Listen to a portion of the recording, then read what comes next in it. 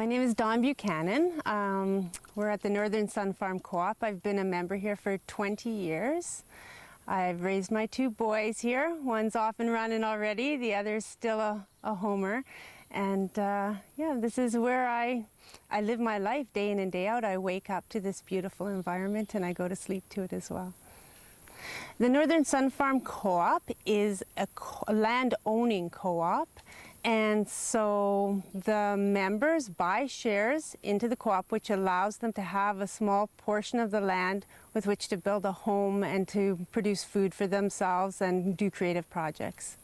The Northern Sun Farm Co-op started, maybe 30 years ago. A group of back-to-landers just showed up here and thought, well, we don't like this dominant culture of ours. We're going to try something different. And so they did the hippie commune kind of thing, everybody living in one place. And as people started to mature and grow up a little bit, they thought they'd like to have families. And with the oncoming of children, small homes started to be built, and then at one point it seemed reasonable to have a more formal structure, and so a cooperative was formed.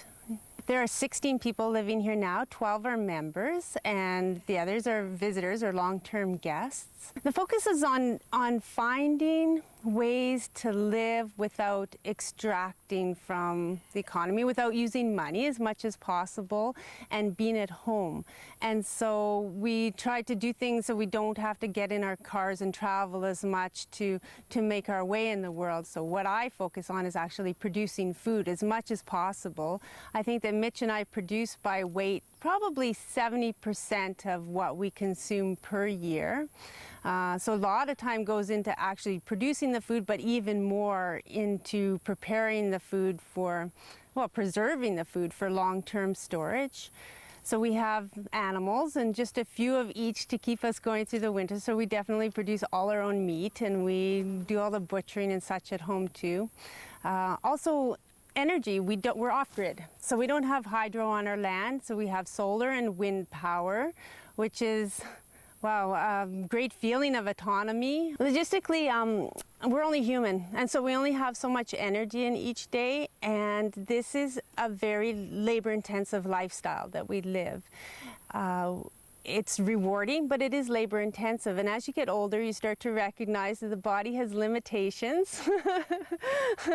So, and the seasons are short. So the seasons in which you can actually be creative in terms of working on the land or in the land, building, that sort of thing, creating new infrastructure is limited by the seasons. It just so happens in this crazy Manitoba climate that the food production and everything else has to be done all at the same time.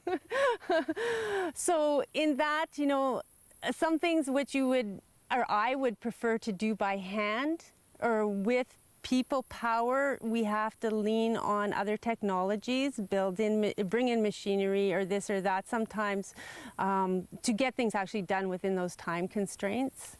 We can't forego putting our food away in order to do the next step, but yet the next step is going to take us further in putting our food away, right? So that's a little bit challenging, yeah.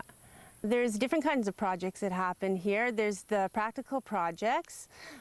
Say last year we had our dugout redug because we needed it to be cleaned out, and we needed the resources coming from the bottom of the dugout, the earth, so that we could work on our root storage project. The root cellar project is our big project of the year. We'd like to see it go forward. We started last year.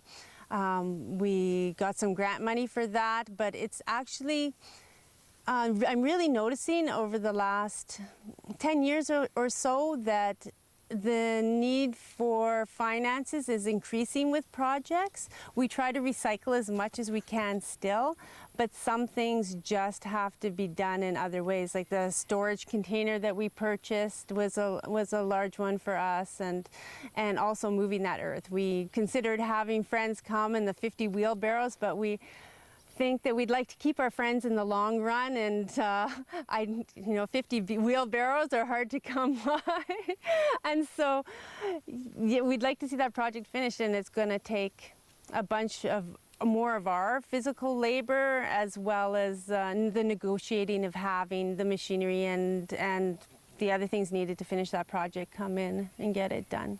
Oh wow, what do I love about living here? Waking up every day and saying, what do I want to do today? What do I want to do with my life? How can I feel beautiful in this world, and how can I create beauty around me? How can I share that with other people? And one of my biggest joys is having young people come here and be with us, or any people really, and just reminding them that they can go barefoot in a natural environment, that they can grow and pick food that will sustain themselves, their families, other people, food that's healthy and full of love and full of positive nutrition, that I can connect with the environment in a very deep and spiritual way every day, by smelling what's around me, by seeing what's around me, by breathing in the air, and by touching it all with every sense that I have. It's taken me years to actually fully realize is that the whole universe, everything that exists, is conspiring for each and every one of us's health and happiness. And once you realize that, you realize we're all in it together.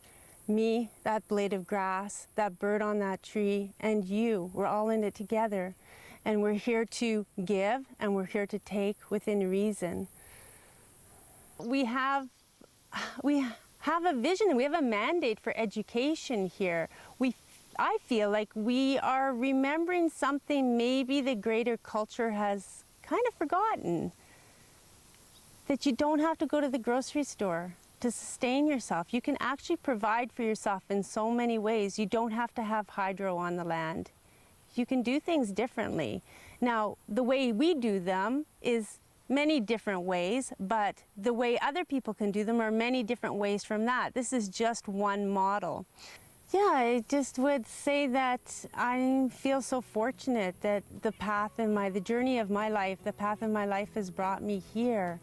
And that if you feel inspired in any way to gain information from this place or from the people here, and you feel like your path will cross ours, that you're very welcome to come.